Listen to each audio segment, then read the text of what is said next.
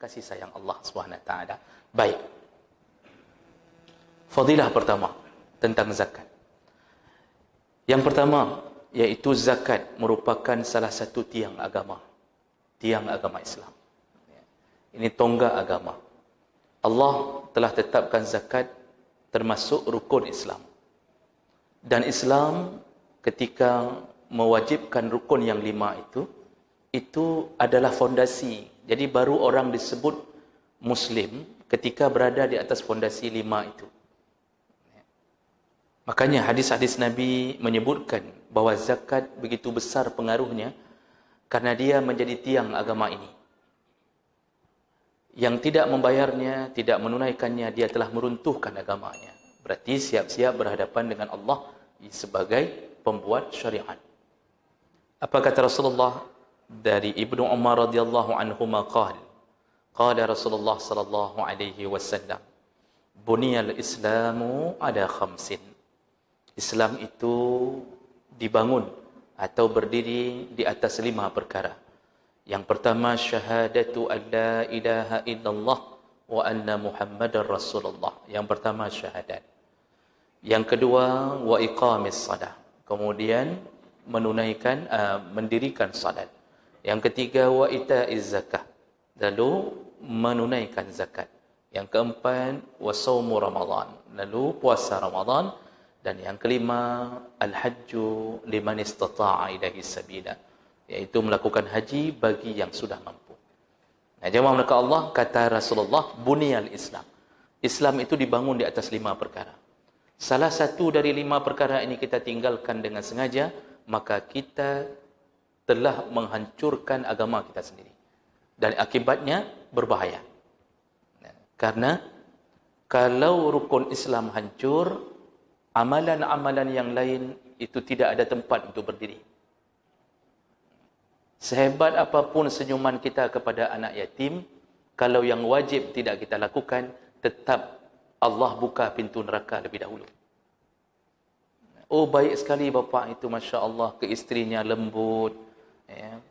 Dia berbaik-baik kepada anaknya, dikenal dengan papa yang paling romantis, paling baik, mengikuti sunnah Nabi, ya. Kadang-kadang lari pagi bersama isteri, karena ada hadis Nabi jogging bersama Aisyah sampai dibuatkan lagu, ya. Itu Nabi lari pagi bersama Aisyah, benar berdasarkan hadis. Oh, baik sekali Pak, ya. Dengan anak-anak, Masya Allah, papa kalau sudah pulang dicium papa ni, lalu dibawa roti, dibeli di Papa Bakri, punya dia sendiri berarti. Baik sekali Pak, baik, Masya Allah. Zakat tidak bayar. Zakat tidak bayar. Seberapa hebat baik kita, kita tidak ada pondasi bunyal Islam, tidak ada pondasi untuk meletakkan amal lain. Maka enggak boleh mayang-mayang, ya.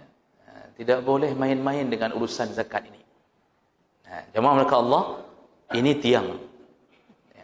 Dalam hadis yang lain, yaitu disebut dengan hadis Jibril alaihissalam, ketika Jibril mendatangi Rasulullah, ya, dengan baju yang begitu putihnya, dengan dia juga begitu putihnya, rambutnya begitu hitamnya, tampan sekali, kemudian datang menghadap Rasulullah. Di tengah-tengah Rasulullah berada bersama sahabat, dia datang menerobos masuk, lalu kemudian duduk dengan menempelkan lututnya ke lutut Rasulullah. Itu hadisnya. Hadis riwayat Bukhari, Muslim dan beberapa riwayat-riwayat yang lain. Ini mutawatir. Jibril datang menjelma jadi manusia biasa, langsung duduk di hadapan Rasulullah, menempelkan lutut dengan lutut. Sahabat geram. Ini sahabat mengatakan, ni orang enggak ada adabnya kepada Nabi. Nabi santai saja. Lalu Nabi mengatakan, tenang, biarkan. Nabi sudah tahu bahawa itu Jibril, kekasihnya. Dan malaikat diberi izin oleh Allah menjelma sempurna. Menjelma sempurna menjadi manusia, itu izin Allah pada para malaikat. Nah, kemudian ditanyalah tentang Islam. Nah, Jibril kemudian mengatakan, ya Muhammad. Pertanyaannya ada 3, iman, Islam dan ihsan. Jibril bertanya kepada Rasulullah, ya Muhammad, akhbirni anil Islam. Kabarkan kepadaku tentang Islam. Apa itu Islam? Jadi kalau kita ditanya orang, definisi Islam itu apa? Dia apa ini? Agama apa ini? Rasulullah menjelaskan dengan bahasa yang sistematis, singkat, padat. Apa kata Rasulullah? Faqala Rasulullah sallallahu alaihi wasallam, al-Islamu an tashhada an la ilaha illallah wa anna Muhammadar Rasulullah wa tuqimus shalah wa tu'tiz zakah wa tasuma Ramadan wa tahujjal baita in istata'ta ilaihi sabila. Sama.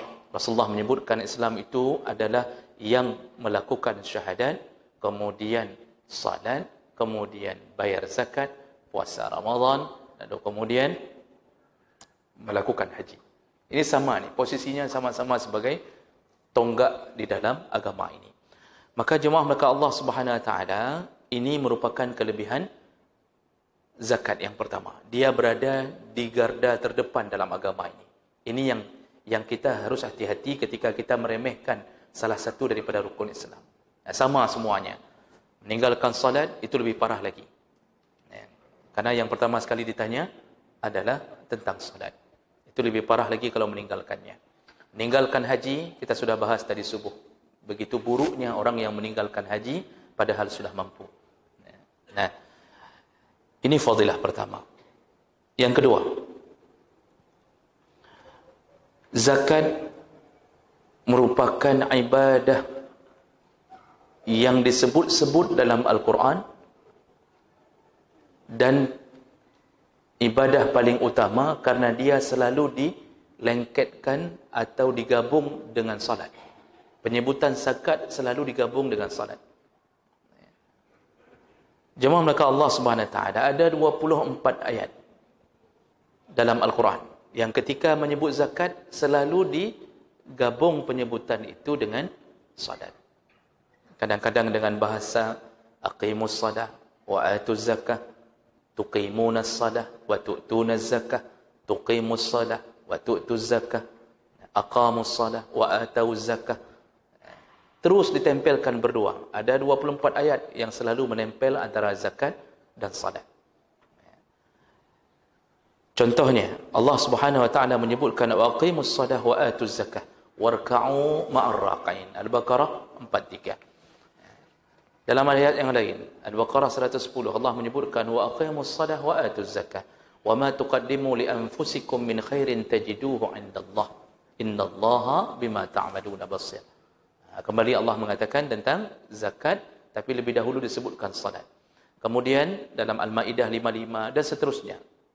Banyak sekali ayat yang menempelkan zakat dan salat. Kenapa? Kenapa enggak ditempel zakat dan puasa? Kenapa enggak ditempel zakat dan haji? Kenapa ditempel dengan salat? Sedangkan salat kita tahu itu tiang agama yang nanti di akhirat itu dulu yang diurusi oleh Allah. Fa iza saluhat, kalau salatnya bagus, saluhat sairu amali. Maka Allah akan bereskan semua amal yang lain. Wa iza fasadat, kalau rusak salatnya, fasadat sairu amali. Maka Allah menganggap amal yang lain rusak. Kalau salat sudah menjadi posisi paling utama dalam hisab Allah, maka menempelkan zakat kepada salat berarti sama. Ini berada di posisi yang sama ni. Sama-sama amal ibadah yang paling utama. Jawab mereka Allah, ada apa sehingga Allah menempelkan salat dan zakat selalu bersamaan? Para ulama yang Allah berikan kelebihan ilmu, mereka mengurai. Yang pertama, hikmahnya itu berada di antara janji dan nikmat. Salat janji kita dengan Allah. Kan kita selalu berjanji dengan Allah bahawa inna salati wa nusuki dan seterusnya hanya untukmu ya Allah. Hanya untukmu. Berarti kita salat benar-benar hanya untuk Allah. Lalu minta ditunaikan salat. Jadi janji. Sedangkan zakat adalah nikmat. Jadi satu dibicarakan masalah janji yang menunjukkan bukti kita taat. Yang satu lagi ketika Allah menagih janji, ketika diberikan nikmat, tunaikan semua janjimu yang mensyukuri nikmatku. Makanya dia berada di antara janji dan nikmat. Orang yang sudah berjanji menunjukkan ketaatan, maka salah satu janji itu terbukti melalui pemberian ketika nikmat diberi. Makanya zakat kadang-kadang disebut dengan sedekah. Itu waktu disebutkan dalam surat Taubah, innamas sadaqatu lil fuqara wal masakin wal amilin dan seterusnya. Sesungguhnya sedekah itu untuk 8 asnaf, 8 senif. Itu sedekah itu bukan sedekah sunnah yang dimaksud. Sedekah wajib, bahasa lain dari zakat. Sedangkan sedekah itu diambil dari bahasa sedekah yasduku yang artinya jujur. Jujur atau benar. Berarti orang yang bersedekah wajib menunjukkan kebenaran imannya. Karena orang hari ini mengaku iman boleh, mengaku soleh boleh, tapi ketika tidak bayar zakat, maka dia tidak bisa membuktikan kebenaran imannya. Makanya disebutlah sedekah hanya dilakukan oleh orang-orang yang jujur, jujur imannya. Banyak orang hari ini yang tidak mau mengeluarkan harta, tapi dia solat, berarti dia tidak jujur pada iman. Ketika Allah beri nikmat, dia tidak mau membalasnya. Nah, ini hikmah pertama. Hikmah kedua, para ulama mengatakan kenapa salat selalu digandingkan dengan zakat, karena salat itu lambang hubungan baik kita dengan Allah. Jadi orang yang baik dengan Allah itu nampaknya pada salat. Makanya Allah paling sayang kepada orang salat. Paling sayang. Sampai-sampai Allah mengatakan yang berani mengganggu orang salat, terutama salat subuh, karena itu salat yang paling berat dilakukan hamba, maka dia telah mengobarkan perang denganku, kata Allah dalam hadis. Orang yang salat subuh, dia di dalam fi zimmatillah, dalam lindungan Allah. Allah menjadi backing orang yang salat subuh. Bisa bayangkan kalau ada orang yang menzalimi orang salat subuh. Misalnya ini ada perampok menunggu orang yang salat subuh, dipukulnya, meninggal, atau dirampok hartanya, atau celaka dia. Maka sebenarnya dia sedang mengobarkan perang dengan backing orang yang salat subuh. Siapa backingnya? Allah Subhanahu Wa Taala. Man shalla subha fahuwa fi zimmatillah. Barang siapa yang salat subuh, dia telah berada di dalam tanggungan Allah Subhanahu Wa Taala. Maka orang yang tidak salat subuh itu enggak ada backing. Tidak ada. Apapun kejadian, Allah membiarkannya. Allah tidak senang dengan yang begitu. Jadi semua hubungan baik kita paling utama dengan Allah melalui salat. Itu hubungan baik. Sedangkan zakat itu lambang hubungan baik kita dengan sesama manusia. Karena zakat itu lebih kepada manfaatnya dirasakan oleh sesama kita. Maka ditunjuklah oleh Allah, ditunjuklah oleh Allah 8 kelompok, dan itu 8 kelompok itu mayoritas ada di kalangan kita.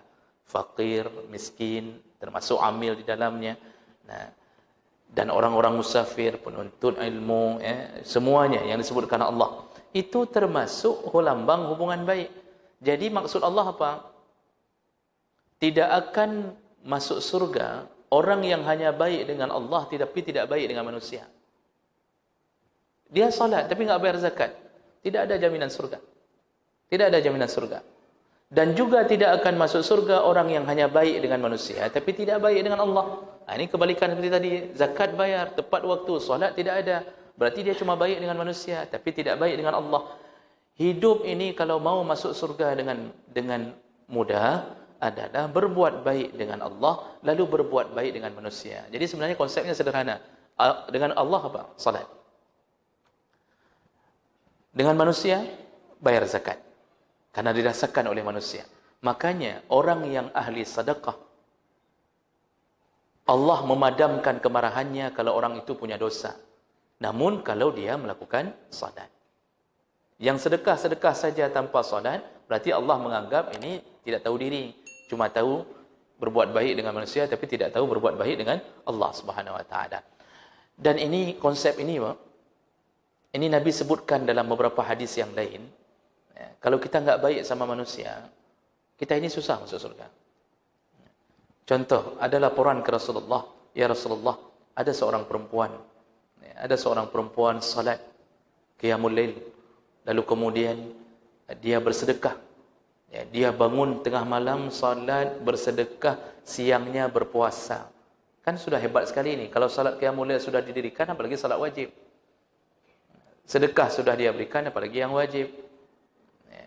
Dan dia puasa siang hari, puasa sunnah saja dia lakukan, apalagi puasa wajib. Jadi perempuan ini sempurna melakukan ibadah kepada Allah. Walakin, tapi ya Rasulullah kata sahabat, lisanuha yu'zi jiranaha. Tetapi lisannya selalu menyakiti tetangganya. Lisannya selalu menyakiti tetangganya. Bahasa tetangga enggak mesti sakiti tetangga, sakiti sesama jamaah, sakiti orang-orang yang kita kenal. Lisan kita apa? Lisan kita. Ibadah baik, salat bagus, sedekah bagus, ya, kemudian puasa Senin Khamis selalu ada, tapi bermasalah pada mulut. Mulut selalu mengejek, merendahkan, menghina. Ya. Apa kata Rasulullah? Hiya min ahlin nar. Perempuan itu adalah penghuni neraka. Jadi kan hanya gara-gara tidak baik dengan orang, semua ibadah lain ini ternyata tidak bisa menjamin orang ini masuk surga. Makanya memberi adalah salah satu yang paling disukai Allah setelah salat. Memberi adalah salah satu yang paling disukai Allah setelah salat. Allah suka, manusia pun paling suka kepada orang memberi. Bapa, ibu, kalau kita ahli jamaah, tapi kerit mati. Kita ahli jamaah ni, kita solat tiap hari, Pak. Ya. Ada di tangga kita yang membutuhkan. Enggak pernah kita kasih, Pak. Enggak pernah. Ada tetangga kita, miskin. Tidak pernah tangan kita terulur kepadanya. Kira-kira kalau kita tanya, ini kita survei misalnya, kita tanya ke tetangga ini, itu bapak tu yang solat jamaah itu kira-kira menurut engkau baik tidak? Apa kira-kira jawabannya, Pak? Ya, dia memang baik. Subuh dia datang, kami tahu pun. Dia Masya Allah, sebelum azan saja dia dah siap-siap. Tapi kalau menurut kami, dia walaupun solatnya kayak gitu, tapi kerit mati uringan. Keluhan, kunying. Sudah mulai keluar, Pak. Dia memuji solatnya, tetapi Masya Allah, waktu dia berbicara tentang sosialnya, dia mengatakan, kerit sekali orangnya, pelit sekali. Ya. Kami aja jijik sekali lihat dia. Ya. Masa dia bawa pulang durian, baunya dikirim ke rumah kami. Duriannya tidak pernah dikirim. Dia buang sampah, kulit durian di tempat tong sampah di depan rumah kami. Anak kami melihat dengan derayan air mata. Ya. Tapi dia tidak pernah memberi. Padahal durian berapalah? Paling 20.000 yang enggak ada isinya. Tapi Masya Allah, makanya hati-hati ketika tidak seimbangnya hidup antara salat dan zakat. Hati-hati, Pak. Tidak seimbangnya hidup antara sedekah wajib kita dengan salat kita. Maka jangan terlalu bangga dengan membangga-banggakan amal kita. Alhamdulillah Ustaz, sudah 40 tahun saya tidak pernah tinggal jamaah. Alhamdulillah, saya salat malam sampai 8 rakaat. Saya dari jam 3 sampai jam 4. Kemudian saya tidur, enggak pernah salat subuh. Itu sama saja berarti. Dia bangga dengan amalnya. Dia bangga. Alhamdulillah, saya sudah melakukan haji, umrah sudah 5 kali Ustaz. Alhamdulillah. Dia nampakkan foto-fotonya semua dinampakkan. Tapi foto bersama unta, dia close up bersama unta. Dia hampir-hampir mirip unta, terlalu banyak fotonya. Dia bangga sekali. Tapi zakat tidak diberi, sedekah tidak pernah mau kasih. Jangan fikir kita hebat di hadapan Allah. Jangan fikir kita hebat. Tidak hebat sama sekali. Maka hati-hatilah kepada kita yang selalu meremehkan amal orang hanya gara-gara kita ahli jamaah. Padahal mungkin orang sosialnya lebih hebat. Walaupun dia kadang-kadang hanya melakukan yang wajib-wajib. Kita kadang-kadang meremehkan orang. Kita tidak pernah lihat dia salat duha. Tidak pernah kita lihat dia dalam barisan orang puasa Senin Khamis. Tidak pernah kita lihat dia melakukan amal-amal yang kira-kira sedekah sunnah. Tidak ada. Ya. Tapi dia mungkin orang yang paling sosial. Ya, dengan zakatnya, ya, dengan amal-amal yang bisa dia berikan untuk orang lain. Disitulah kunci amal hidup kita. Ya. Jadi ini yang membuat Allah selalu menyandingkan antara salat dan zakat. Inilah yang membuat Allah selalu menyandingkan. Tidak akan masuk surga orang yang tidak seimbang hidup untuk Allah dan hidup untuk sesama manusia. Ya. Nah, ini jemaah maka Allah, fadilah yang kedua kenapa zakat begitu hebat? Karena dia selalu disandingkan dengan amal yang paling utama, iaitu salat. Kita sambung insya-Allah di pertemuan yang akan datang. Subhanakallahumma bihamdik, asyhadu an la ilaha illa anta, astaghfiruka wa atubu ilaik. Wassalamualaikum warahmatullahi wabarakatuh.